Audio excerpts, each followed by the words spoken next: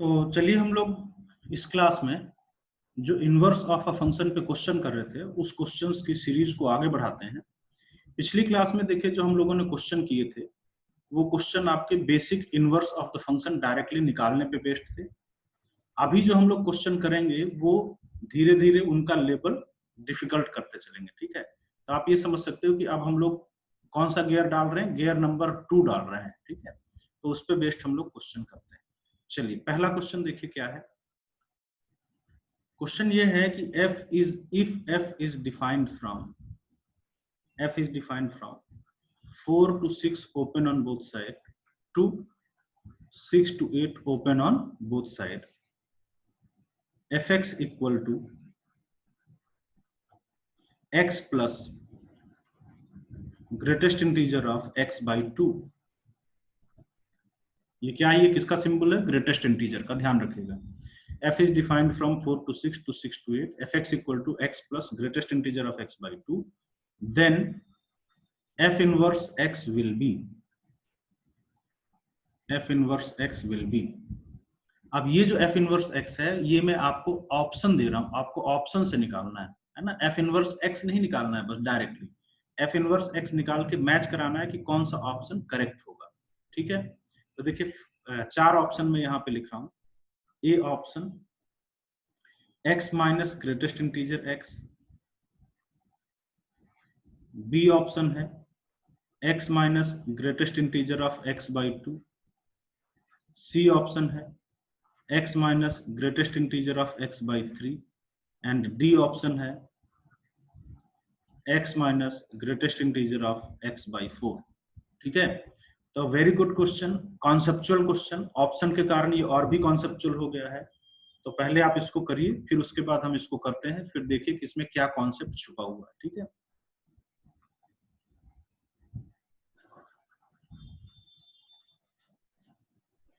चलिए स्टार्ट करते हैं। देखिए क्वेश्चन ये है कि f is defined from 4 to 6 to 6 to 8, fx equal to x plus greatest integer of x by 2।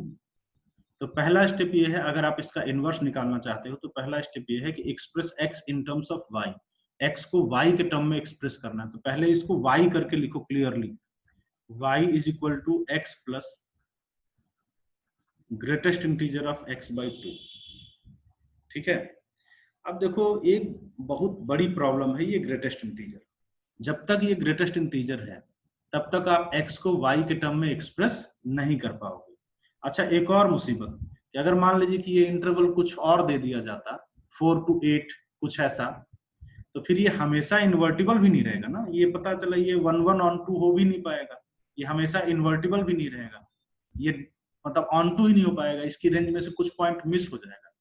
तो इसीलिए ना क्वेश्चन में थोड़ा सोच समझ के x की वैल्यू दी गई है ताकि ये इन्वर्टिबल रहे।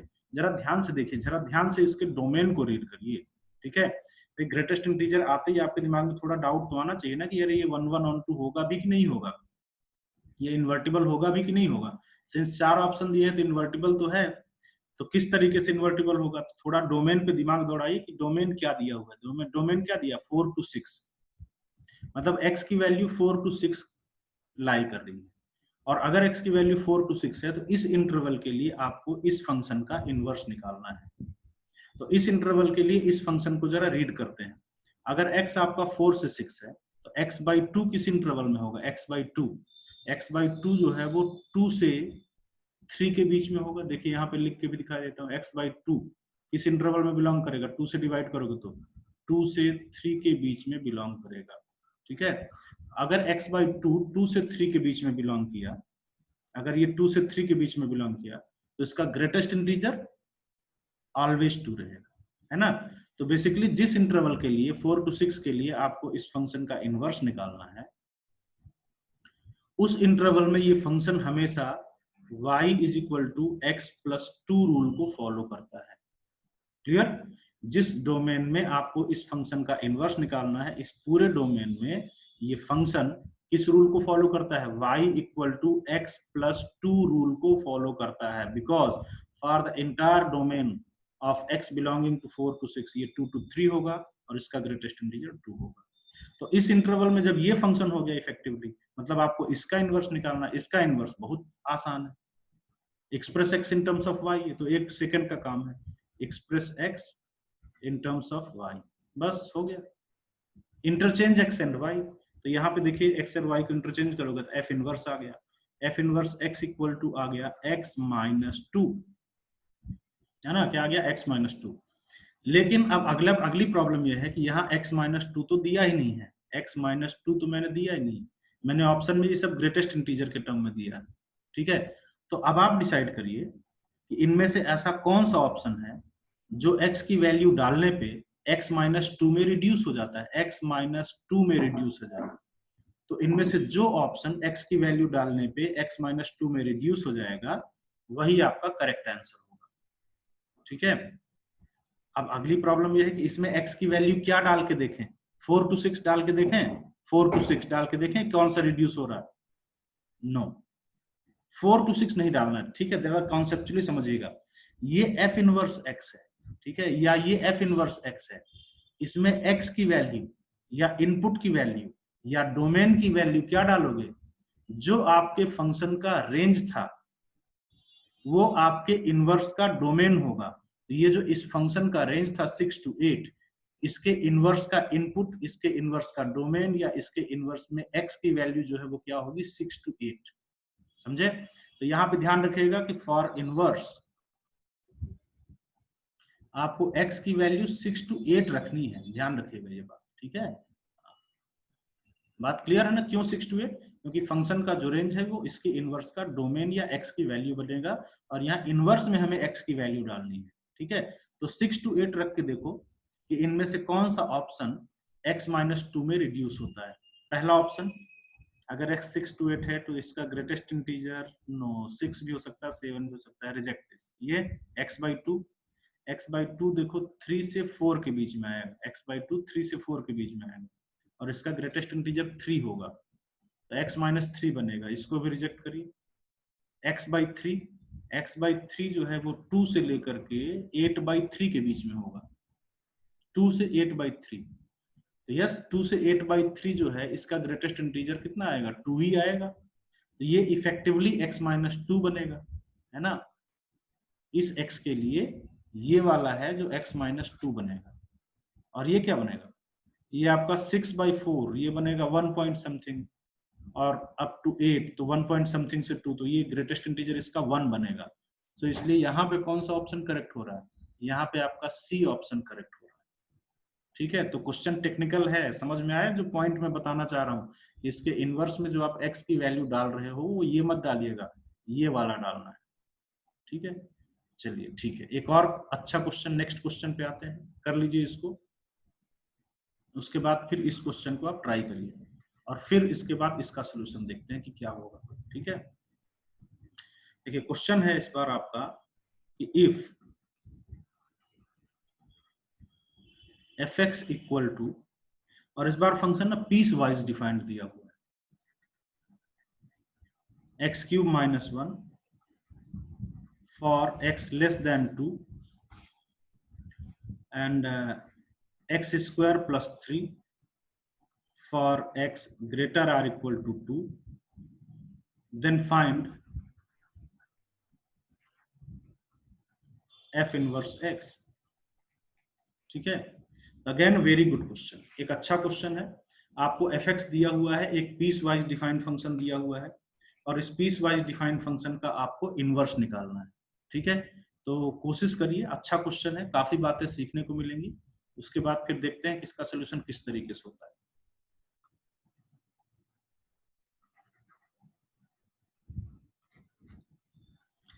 तो चलिए भाई करते हैं, इस बार आपका फंक्शन जो है वो क्या दिया हुआ है, पीस वाइज डिफाइंड दिया हुआ है, अलग अलग इंटरवल में अलग अलग तरीके से डिफाइंड है।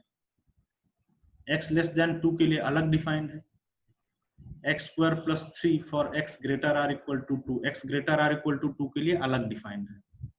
तो कोई प्रॉब्लम नहीं भाई, पहला क्वेश्चन याद करिए, इनवर्स में जब मैंने कराया था तो मैंने बताया था कि भाई अलग अलग पीस का अलग अलग इनवर्स होगा, इस पीस का अलग इनवर्स निकलेगा, इस पीस का अलग इनवर्स निकलेगा, तो दोनों पीसेस का इनवर्स अलग अलग निकलेगा, ठीक।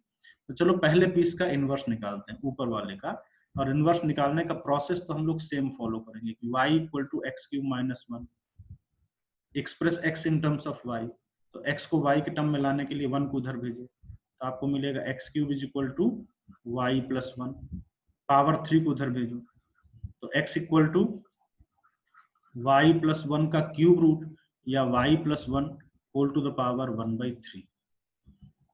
ठीक है, now interchange x and y, तो यहाँ पे इसका f इनवर्स x आ रहा है x plus 1 whole to the power 1/3।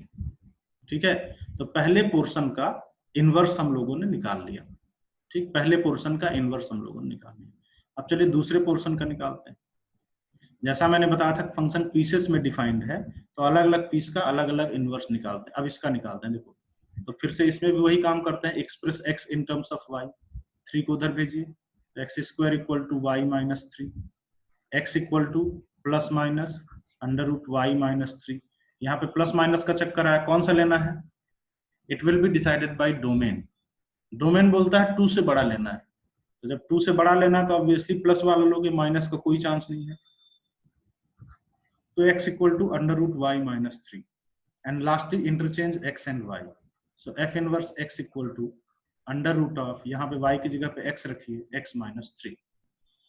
ठीक है, तो क्या देखा आपने कि पीस वाइज डिफाइंड फंक्शन अलग अलग पीसेस में डिफाइंड था, तो कोई प्रॉब्लम नहीं है, हमने अलग अलग पीसेस में उसका इनवर्स भी निकाल दिया।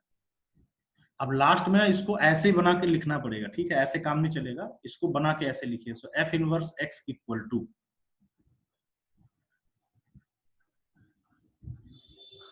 और ये बनाना पड़ेगा। ठीक है, तो पहला आपने निकाला है x plus 1 whole to the power 1/3, और दूसरा आपने निकाला है, देखिए निकाला है अंडर रूट x माइनस 3।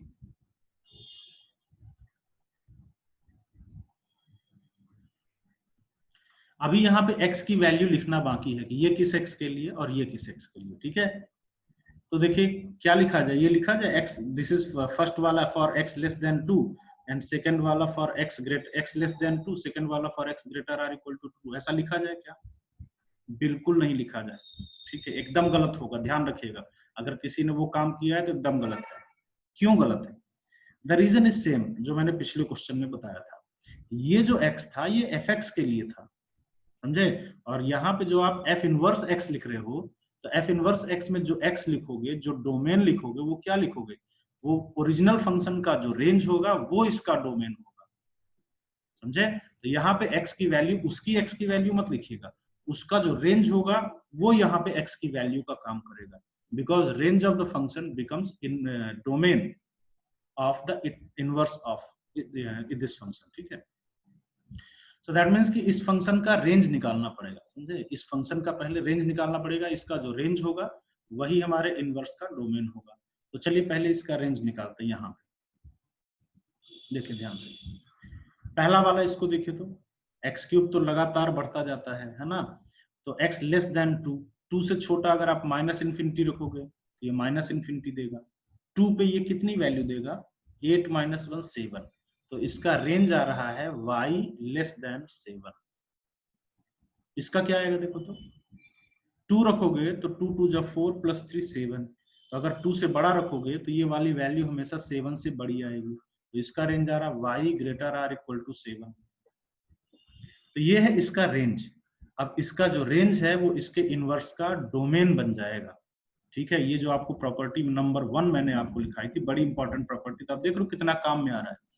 तो इसलिए यहाँ पे जो x की वैल्यू लिखनी है वो ऐसे वो वाली x की वैल्यू नहीं लिखोगे, यहाँ पे कौन सी x की वैल्यू लिखोगे, जो ओरिजिनल फंक्शन का रेंज था।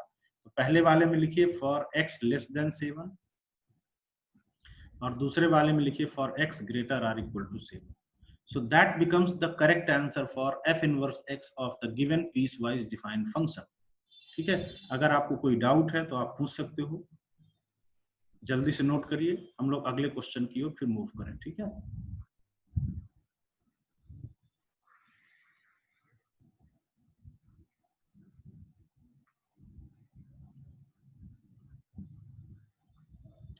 चलिए नेक्स्ट क्वेश्चन पे आते हैं। ठीक है, अगला क्वेश्चन है आपका कि f is defined from capital X to capital Y एक फंक्शन है जो कहां से कहां पे डिफाइंड है, कैपिटल एक्स से कैपिटल वाई पे डिफाइंड है। और किस तरीके से डिफाइंड है, f x is equal to sine x plus cos x plus 2√2, और साथ में दिया हुआ है कि and f is an invertible function, and f या f x is an invertible function.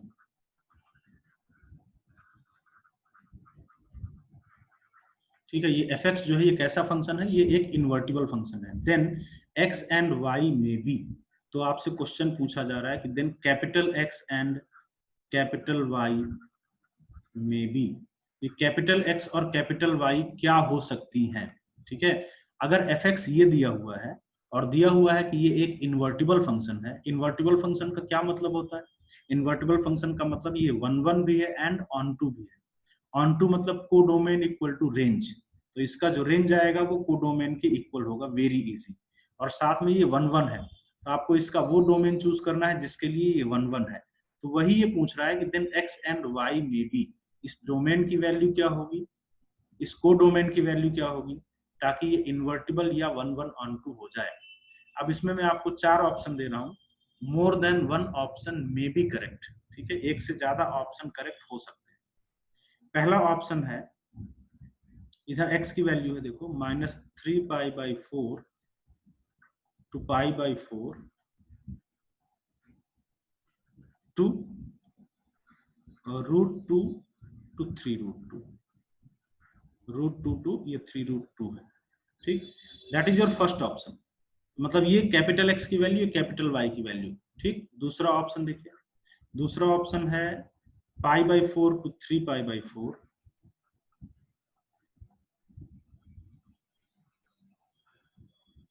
और यहां से √2 to 3√2।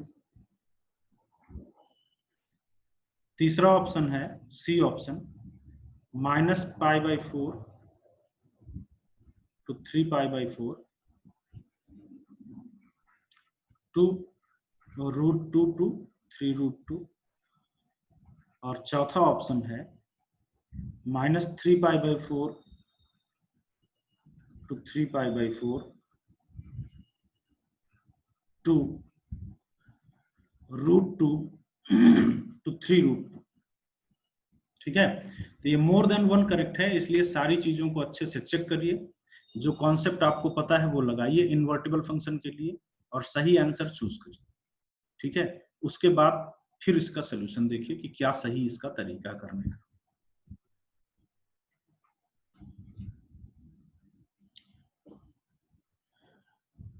चलिए देखते हैं, इस क्वेश्चन को अगर करना है तो ये कैसा फंक्शन दिया हुआ है, ये f x equal to sine x plus cos x plus 2√2 एक इन्वर्टिबल फंक्शन है। इन्वर्टिबल फंक्शन का मतलब जैसा मैंने आपको बताया कि ये 1 1 भी है एंड ऑन टू भी है। तो f x equal to sine x plus cos x plus 2√2, ये एक कैसा फंक्शन है, इन्वर्टिबल, तो इसलिए इन्वर्टिबल है तो इसलिए कैसा होगा, ये 1 1 ऑन टू फंक्शन होगा। ठीक, अगर ये 1 1 भी है और ऑन टू भी है तो ऑन टू पहले निकालते हैं। ऑन टू में codomain y equal to range, तो यहाँ पे देखो y की वैल्यू चारों ऑप्शन में सेम दिया हुआ है, √2 to 3√2, √2 to 3√2, √2 to 3√2 दिया हुआ है, चारों ऑप्शन में सेम वैल्यू दिया हुआ है y की। तो अगर आप जल्दी में हो ना तो y को मत निकालना। ठीक है, क्यों, क्योंकि चारों ऑप्शन में सेम दिया है, तो ये आपका आंसर डिसाइड नहीं करेगा। आप सिर्फ 1 1 के लिए x निकालिएगा और आपका करेक्ट आंसर आ जाएगा। ठीक, लेकिन हम जल्दी में नहीं है, हम किसी एग्जाम में नहीं बैठे हैं, तो इसलिए हम y की भी वैल्यू निकाल के दिखाएंगे कि ये √2 to 3√2 आएगा। ठीक है, जल्दी में हो, अगर हम लोग जल्दी में हो, एग्जाम में हो, तो y की वैल्यू निकालने की जरूरत नहीं, क्योंकि y की चारों ऑप्शन में सेम वैल्यू है, तो ये आंसर नहीं डिसाइड करेगा। ठीक, तो यहाँ पे देखिए ऑन टू के लिए क्या होता है, codomain y equal to range of the function. तो इसका रेंज कैसे निकालते हो, आपको याद होगा, ट्रिग्नोमेट्री में भी किए हो, रेंज में भी मैंने बताया है कि देखो साइन और कॉस का लीनियर जब होता है a sin x plus b cos x, तो इसका मिनिमम मैक्सिमम हम लोग निकालते हैं √a² प्लस b², इसका होता है मैक्सिमम, और माइनस अंडर रूट ए स्क्वायर प्लस बी स्क्वायर होता है इसका मिनिमम। क्लियर? तो जरा देखिए, तो इसका मिनिमम होगा 2√2, ये तो कांस्टेंट है, और इसका मिनिमम होता है माइनस अंडर रूट ए स्क्वायर प्लस बी स्क्वायर। तो अंडर रूट ए स्क्वायर प्लस बी स्क्वायर आएगा 1 + 1 2, और इसका मैक्सिमम क्या होगा 2√2 प्लस अंडर रूट ए स्क्वायर प्लस बी स्क्वायर। ठीक है, and closed on both side. ये क्या दिखा, 2√2 माइनस √2 बिकम्स √2, 2√2 प्लस √2 बिकम्स 3√2। तो देखिए, ये जो कोडोमेन है that is equal to range of the function for this function to become on to.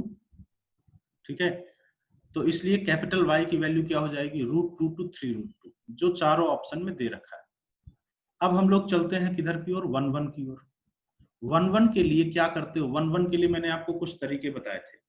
एक ग्राफिकल मेथड बताया था, मेनली 2 मेथड थे। एक ग्राफिकल मेथड था जिसमें हॉरिजॉन्टल लाइन टेस्ट से आप पता करते हो कि फंक्शन 1-1 है कि नहीं, और एक था आपका मोनोटोनिसिटी, dy/dx। अगर dy/dx ऑलवेज पॉजिटिव तो स्ट्रिक्टली इंक्रीजिंग तो 1-1, या ऑलवेज नेगेटिव तो स्ट्रिक्टली डिक्रीजिंग तो भी 1-1। इसको कैसे करोगे, इसको हम लोग ग्राफिकल कर सकते हैं। इसको हम लोग ग्राफिकली चेक कर सकते हैं कि ये किस इंटरवल में ग्राफिकली हॉरिजॉन्टल लाइन टेस्ट से 1-1 होगा और किस इंटरवल में ये 1-1 नहीं होगा। तो इसके लिए एक काम करते हैं, देखिए fx equal to sin x plus cos x plus 2√2। ये क्यों हमारे दिमाग में आया कि हम इसको ग्राफिकली कर सकते हैं, पता है? क्योंकि मैं इसको सिंगल ट्रिग्नोमेट्रिक फंक्शन में बदल सकता हूं, और ये देख के आपको भी दिमाग में आना चाहिए कि यस, आप इसको सिंगल ट्रिग्नोमेट्रिक फंक्शन में बदल सकते हो। अगर ये सिंगल ट्रिग्नोमेट्रिक फंक्शन में बदल गया तो आप उसका ग्राफ ड्रॉ करके और डिसाइड कर सकते हो कि ये किस इंटरवल में 1-1 होगा और किस इंटरवल में 1-1 नहीं होगा। जिस इंटरवल में ये 1-1 होगा उसी इंटरवल में ये इन्वर्टिबल होगा, क्योंकि ऑन टू के लिए तो हमने पहले डिसाइड कर लिया था। ठीक है, हॉरिजॉन्टल लाइन टेस्ट से डिसाइड करेंगे। तो इसको सिंगल ट्रिग्नोमेट्रिक फंक्शन में कैसे बदलते हो, वही अंडर रूट ए स्क्वायर प्लस बी स्क्वायर से डिवाइड एंड मल्टीप्लाई करके। तो अंडर रूट 1 + 1 अंडर रूट 2 से मल्टीप्लाई, अंडर रूट 2 से डिवाइड, सो 1/√2 sin x plus 1/√2 cos x plus 2√2। Next, इसको सिंगल ट्रिग्नोमेट्रिक फंक्शन में बदलते हैं, इजी है। मैं इसको साइन में बदल देता हूं। कैसे बदलते हो, sin x cos π/4, cos π/4 1/√2 होता है, plus cos x sin π/4। so it becomes the formula of sin of x plus π/4 plus 2√2। ठीक है, तो यहाँ पे देखिए ये साइन का ग्राफ फॉलो कर रहा है। fx जो है ये किसका ग्राफ फॉलो कर रहा है, ये साइन का ग्राफ फॉलो कर रहा है। ये कांस्टेंट जो है ना, इस ग्राफ के नेचर में कोई फर्क नहीं डालेगा, ये साइन का ग्राफ फॉलो कर रहा है। तो हम एक साइन का ग्राफ बनाते हैं और उसके बाद डिसाइड करेंगे कि ये हमारा किस इंटरवल में 1-1 होगा बाय हॉरिजॉन्टल लाइन टेस्ट। तो साइन का ग्राफ बनाते हैं, चलिए नेक्स्ट पेज पे।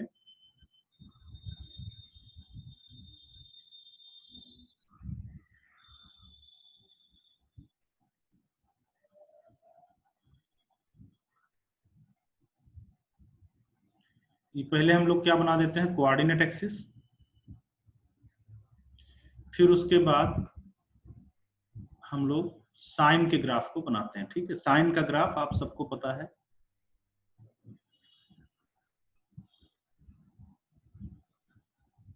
कुछ इस तरीके से होता है ना।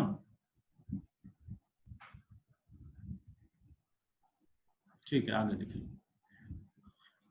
अब हम इसमें इंटरवल डिसाइड करते हैं कि किस इंटरवल में ये 1-1 होगा। भाई जिस इंटरवल में ये स्ट्रिक्टली इंक्रीजिंग या स्ट्रिक्टली डिक्रीजिंग होगा वहीं पे हॉरिजॉन्टल लाइन टेस्ट से ये 1-1 होगा। खैर वो तो बात की बात है, आप पीछे जाइए वापस। यहाँ पे साइन का इनपुट x नहीं बल्कि x प्लस π/4 है, और ये जो ग्राफ हमने बनाया ये साइन x प्लस π/4 का नहीं है बल्कि ये ग्राफ साइन x का ग्राफ है।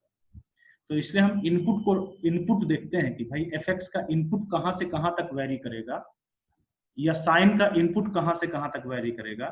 साइन का इनपुट जहां से जहां तक वेरी करेगा उस इनपुट के लिए हम देखेंगे कि हमारा ये साइन यहाँ से 1-1 दे रहा है कि नहीं दे रहा है बाय हॉरिजॉन्टल लाइन टेस्ट। तो पता है ये मल्टीपल चॉइस है, इसलिए आपको चारों ऑप्शन को चेक करना पड़ेगा।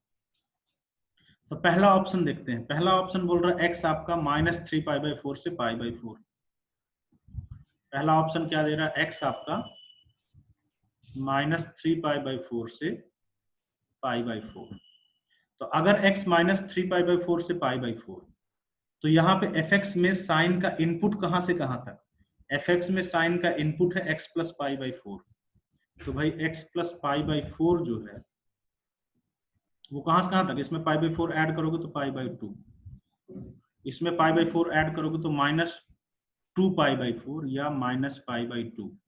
तो आप क्या देख रहे हो कि ये साइन का इनपुट है और fx में साइन का इनपुट कहां से कहां तक वेरी कर रहा है, fx में साइन का इनपुट -π/2 से π/2 तक वेरी कर रहा है। तो अगर fx में साइन का इनपुट -π/2 से π/2 तक वेरी कर रहा है, तो इसका आउटपुट जरा देखिए कहां से कहां तक वेरी करेगा, -π/2 से π/2, ये वाला, इसका आउटपुट कहां से कहां तक वेरी करेगा, -π/2 से π/2, ये वाला आउटपुट वेरी करेगा। और इसमें ये कैसा दिख रहा है, इसमें ये डेफिनेटली 1 1 दिख रहा है और ऑन टू भी है ऑब्वियसली, क्योंकि ये इसका रेंज -1 to 1 आ रहा है। ठीक है, ये अपना पूरा रेंज कवर कर रहा है। ठीक है, तो ये हमें दिखा कि for this graph by horizontal line test it is 1 1। ठीक है, तो इसलिए ये 1 1 हो गया और y की वैल्यू तो हम लोग निकाल लिए थे जिसके लिए ऑन टू था, इसलिए yes first option is correct. चलिए सेकंड ऑप्शन पे आते हैं, x की वैल्यू π/4 से 3π/4, b अगर x की वैल्यू π/4 से 3π/4 है। ठीक है, तो साइन का fx के अंदर साइन का इनपुट, fx के अंदर साइन का इनपुट कहां से कहां तक वेरी कर रहा है, fx के अंदर साइन का इनपुट है x + π/4।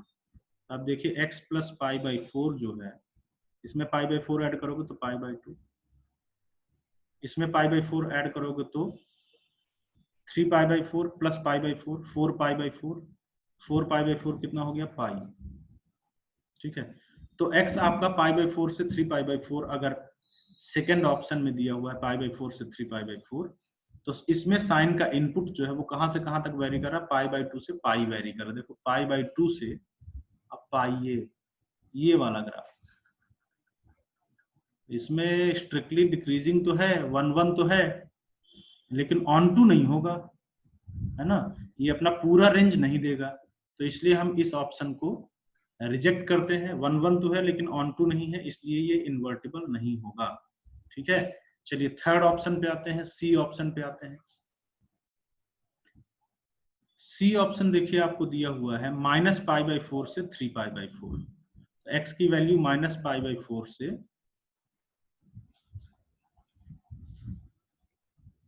3π/4 है। ठीक है, तो इस फंक्शन में fx में साइन का इनपुट क्या है, fx में साइन का इनपुट x + π/4 है। ये कहां से कहां तक वेरी करेगा, साइन का इनपुट x + π/4, ये 0 से, इसमें π/4 ऐड करोगे तो पाई आएगा, ये 0 से पाई वेरी करेगा। तो अब अगर साइन का इनपुट 0 से पाई वेरी करता है, तो इसका आउटपुट जरा देखिए, इनपुट अगर 0 से पाई ये वेरी करता है, ये वाला, तो इसका आउटपुट बिल्कुल 1 1 नहीं है, रिजेक्ट कर दीजिए इमीडिएटली, 1 1 नहीं है तो ये इन्वर्टिबल नहीं होगा। Now come to last option. Last option है -3π/4 से 3π/4, -3π/4 से 3π/4।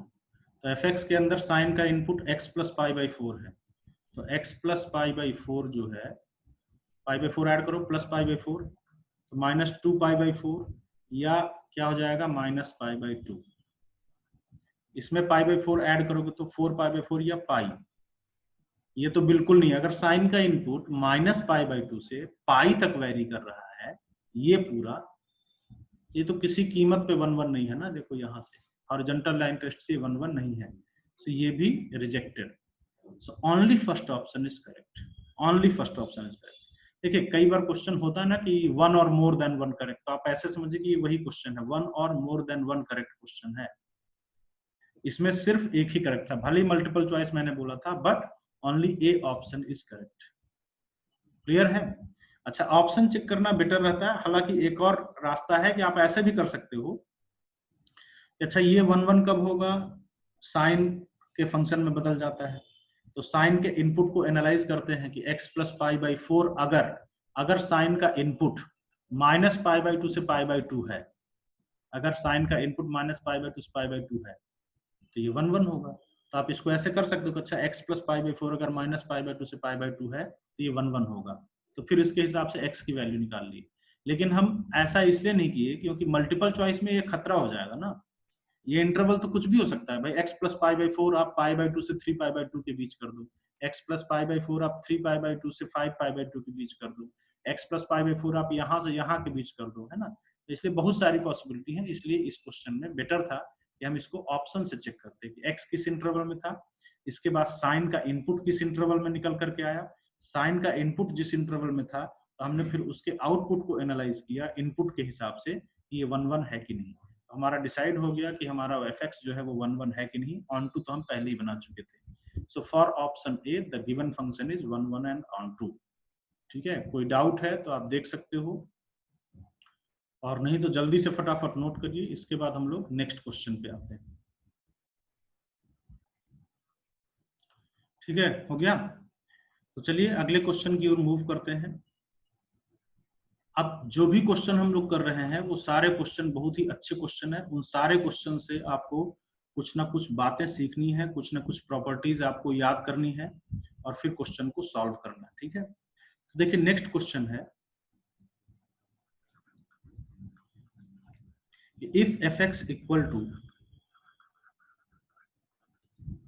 x³ + 3x - 12, ठीक है, x³ + 3x - 12, then find values of x,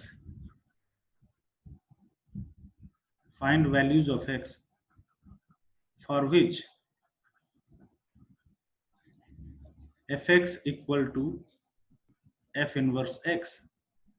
आपको x की वो वैल्यूज बतानी है जिसके लिए fx और f इनवर्स x इक्वल है, या आपको x की वो वैल्यूज बतानी है जो इस इक्वेशन को सेटिस्फाई करे। कौन सी equation? fx equal to f inverse x। इस इक्वेशन को सेटिस्फाई करने वाले x की वैल्यूज बतानी है। तो पहले आप करिए, उसके बाद फिर देखते हैं कि क्या करना चाहिए।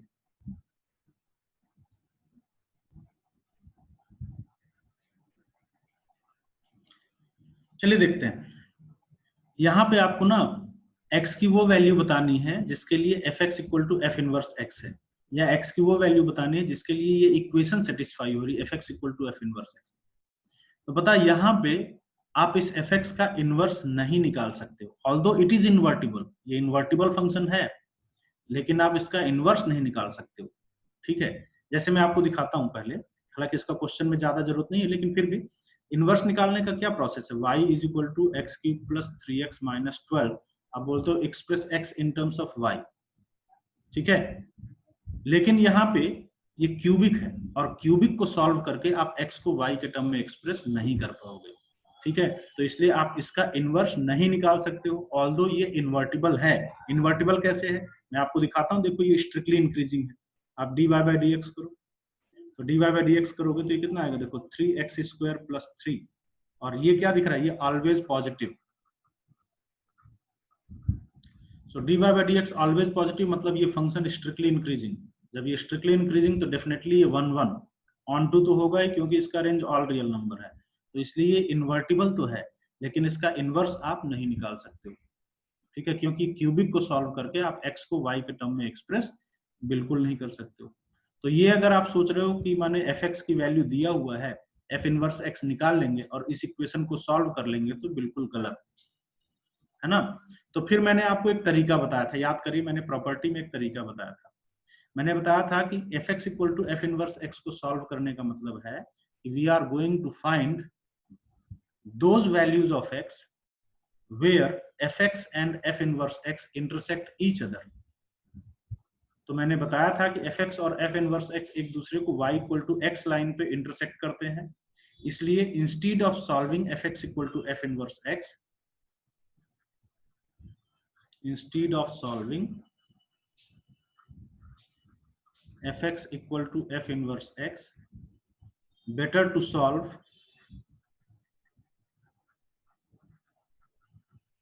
क्या? fx equal to x। Reason क्या था कि fx और y equal to x line, जहां जहां पे एक दूसरे को कट करते हैं वहीं वहीं पे fx और उसका इनवर्स एक दूसरे को कट करते हैं। हाँ, मैंने ये भी बोला था कि थोड़ा ग्राफिकली आइडिया ले लेना कि ये ग्राफ इस नेचर का होना चाहिए। तो भाई ये स्ट्रिक्टली इंक्रीजिंग फंक्शन है, क्यूबिक है, तो ये ऐसे ही ग्राफ आएगा, समझे? तो इसलिए सिर्फ y इक्वल टू ये और इसका इनवर्स, ये सिर्फ y इक्वल टू x पे ही कट करेंगे, कहीं और कट नहीं करेंगे, एकदम टेंशन फ्री रहिए। ठीक, तो इसको सॉल्व करने की बजाय fx equal to f inverse x को सॉल्व करने की बजाय हम लोग किसको सॉल्व करेंगे, fx इक्वल टू x को। ये तो बड़ा ही आसान है, fx आपके सामने लिखा हुआ है, x cube plus 3x minus 12 equal to x। देखो कितना आसान है, नहीं? और ये तो इसमें तो भारी प्रॉब्लम थी, इसमें तो हम इनवर्स ही नहीं निकाल पाते, तो आगे सॉल्व करने की तो बात ही छोड़ दो। और मान लो कि अगर किसी तरीके से इनवर्स कोई निकाल भी दे इस दुनिया का कोई आदमी, हालांकि कोई निकाल नहीं पाता है, इन्वर्टिबल है लेकिन इनवर्स निकाल नहीं पाएगा, लेकिन मान लो कि अगर कोई निकाल भी दे तो फिर इस इक्वेशन को सॉल्व करने के बारे में बहुत ही मुश्किल काम है ना।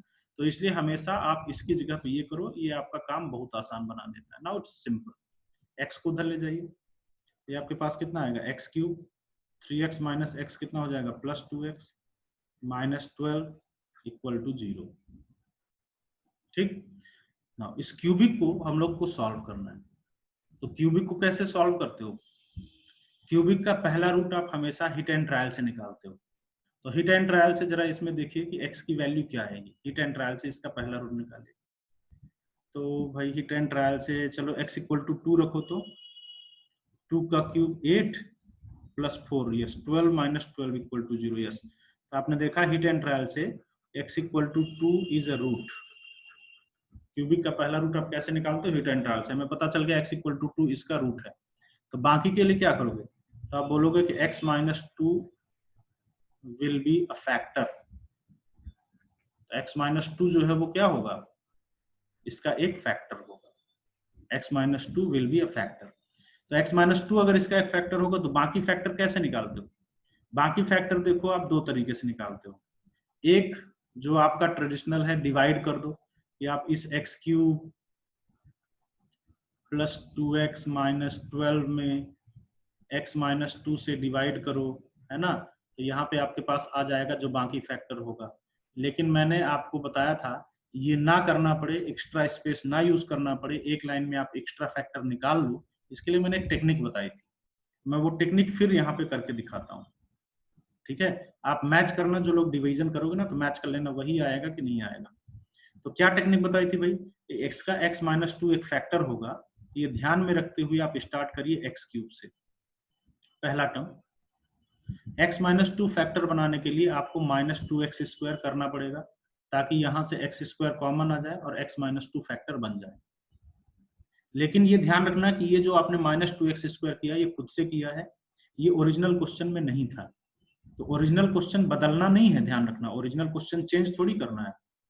तो इसलिए माइनस 2x स्क्वायर किया है, यहाँ पे एक भी x स्क्वायर का टर्म नहीं था, इसलिए ओरिजिनल क्वेश्चन ना बदले तो प्लस 2x स्क्वायर करिए। फिर x माइनस 2 का फैक्टर बनाना ही है भाई, x माइनस 2 का फैक्टर बनाने के लिए यहाँ पे माइनस 4x होना चाहिए, ताकि 2x कॉमन आ जाए और x माइनस 2 का फैक्टर बन जाए। लेकिन ओरिजिनल क्वेश्चन बदलना नहीं चाहिए, ओरिजिनल क्वेश्चन में प्लस 2x था, तो प्लस 2x मेंटेन रखने के लिए प्लस 6x करिए, और लास्ट वाला टर्म माइनस 12 कर दीजिए इक्वल टू 0। तो देखो भाई इसमें भी 6 कॉमन, x माइनस 2 बन जाएगा, सब में x माइनस 2 बन जाएगा, x माइनस 2 सब में से ले लीजिए कॉमन। तो अंदर देखिए क्या बचा, यहाँ पे x स्क्वायर, यहाँ पे क्या बचा प्लस 2x, यहाँ पे क्या बचा प्लस 6 इक्वल टू 0। ठीक है, हो गया फैक्टराइज। आप डिवीजन करके देख लेना, यही आएगा। अच्छा, अब या फिर ये 0 होगा या फिर ये 0 होगा। यहाँ से 0 करोगे तो x इक्वल टू 2 मिलेगा, इसको 0 करोगे तो इसका डिस्क्रिमिनेंट क्लियरली निगेटिव दिख रहा है, b square minus 4ac which is negative. तो इसलिए यहाँ से कोई भी रियल रूट नहीं मिलेगा। तो इसका मतलब यहाँ से आपको एक ही पॉइंट मिला, and that point is x equal to 2। तो मतलब ऐसा कौन सा x है जिसके लिए fx equal to f inverse x equation satisfy होगी। कौन सा x होगा भाई, वो x होगा x equal to 2। x equal to 2 is the value of x for which this equation will be satisfied। तो ये कॉन्सेप्चुअली क्लियर हुआ कि नहीं, ठीक है। आपको प्रॉपर्टी याद में आई कि नहीं आई, ठीक है। तो इसको नोट कर लीजिए, कहीं पे कोई डाउट हो तो आप मुझे बता सकते हो। इसके बाद हम लोग नेक्स्ट क्वेश्चन पे आते हैं। एक और क्वेश्चन आज की क्लास के लिए करते हैं, उसके बाद अब गियर एकदम 3 लेवल पे भी कुछ क्वेश्चन मैं आपको कराऊंगा नेक्स्ट क्लास में, ठीक है। तो बस कुछ क्वेश्चन गियर 3 पे करा करके, लेवल 3 पे करा करके, और हम लोग अगले concept even and odd function पे मूव कर जाएंगे अगली क्लास में, ठीक है। तो इतना कंप्लीट करने के बाद मैं आपको ना क्वेश्चन दे दूंगा, पैकेज में टिक लगवा दूंगा, आपको होमवर्क दे दूंगा, तो वो सारा होमवर्क आप करके आइएगा। Those doubts will be discussed in the next class, ठीक है। और फिर वो डिफिकल्ट क्वेश्चन करेंगे जो एडवांस लेवल वाले मैं बोल रहा हूँ, कुछ लेवल 3 के, और फिर इवन ऑड फंक्शन पे हम लोग आ जाएंगे, ठीक है।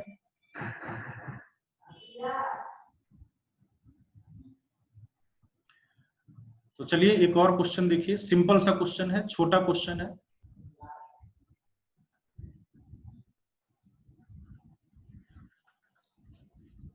क्वेश्चन ये है कि आपका f जो है that is defined from half to infinity to 3/4 to infinity, fx equal to x square minus x plus 1, ठीक है। f यहां से यहां डिफाइंड है, fx इक्वल टू क्या है, x square minus x plus 1। तो फिर आपसे क्वेश्चन पूछा जा रहा है कि now solve the equation, now solve the equation, और इक्वेशन आपको दिया हुआ है x square minus x plus 1 equal to half plus under root of x minus 3/4, ठीक है। क्या इक्वेशन सॉल्व करनी है, x square minus x plus 1 equal to half plus under root of x minus 3/4। ये इक्वेशन आपको solve करके x की value बतानी है, ठीक है। इजी क्वेश्चन है, अगर आपने पिछला क्वेश्चन समझा है, ये क्वेश्चन आपके लिए बहुत ही आसान है, ठीक है। जल्दी से करिए, फिर देखते हैं इसका सोल्यूशन।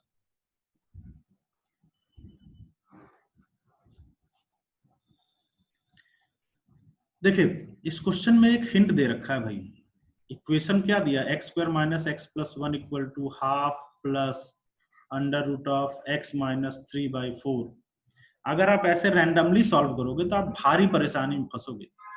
इस हाफ को उधर ले जाओगे, फिर स्क्वायरिंग करोगे, जैसे स्क्वायरिंग करोगे फोर्थ डिग्री की इक्वेशन आएगी। फोर्थ डिग्री की इक्वेशन आप सॉल्व नहीं कर पाओगे, या अगर कर भी पाओगे तो बहुत ही लेंदी क्वेश्चन होगा, ठीक है। तो इसको सॉल्व करने के चक्कर में बिल्कुल मत पड़िए। इस क्वेश्चन में पहले ही एक हिंट दे रखा है, देखो f is defined from half to infinity to 3/4 to infinity, fx equal to x square minus x plus 1। तो मुझे ऐसी फीलिंग आ रही है ये सब देख करके, half to infinity 3/4 to infinity, ये जो लिखा है ये इसका इनवर्स हो सकता है, इधर वाला इसका इनवर्स हो सकता है। यस, निकाले भी हो आप, चेक करो तो जल्दी से फटाफट चेक करो। इसका y equal to x square minus x plus 1 का इनवर्स चेक करते हैं, ये आता है क्या, चेक करें। तो कैसे करते हो इनवर्स, x में क्वाड्रेटिक, y को उधर ले जाके express x in terms of y, x equal to minus b plus minus under root b square minus 4ac divided by 2a, plus लोगे कि माइनस, ऑब्वियसली प्लस, हाफ से बड़ा लेना है तो हाफ से बड़ा में प्लस 1/2 प्लस साइन लिया, इसको ओपन करोगे तो अंडर रूट ऑफ 1 माइनस 4 हो जाएगा -3, माइनस माइनस प्लस 4/2, है ना। तो ये आ गया ना, एफ इनवर्स एक्स कितना आ गया, एफ इनवर्स एक्स आ गया हाफ प्लस, इस 2 को अंदर ले जाओगे जब, तो अंदर 4 जाएगा स्क्वायर रूट के, और जब अंदर 4 जाएगा तो ये y की जगह पे x रखा -3/4, देखो आ गया, यही तो है एफ इनवर्स एक्स, है ना। तो इसको देख करके ही हमें फीलिंग आ रही थी कि भाई ये पता है ये हमारा fx equal to f inverse x लिखा हुआ, ये देख करके ही ऐसा मुझे लग रहा था। तो जब ऐसा लिखा होता है कि fx equal to f inverse x, तो मैंने बोला था ना कि instead of solving this complicated equation it's better to solve fx equal to x, है ना, क्योंकि इसका जो पॉइंट ऑफ इंटरसेक्शन होता है वही इसका भी पॉइंट ऑफ इंटरसेक्शन होता है। fx और f इनवर्स x एक दूसरे को y equal to x line पे कट करते हैं, तो इसका मतलब fx and y equal to x जहां पे एक दूसरे को कट करते हैं वही पॉइंट ऑफ इंटरसेक्शन fx और f इनवर्स x का होता है, बस। अब ये बहुत ही आसान सी इक्वेशन देखिए, एफ एक्स है x square minus x plus one equal to x, x को इधर ले जाइए, x square minus two x plus one is equal to zero, x minus one का whole square equal to zero and you are getting x equal to one.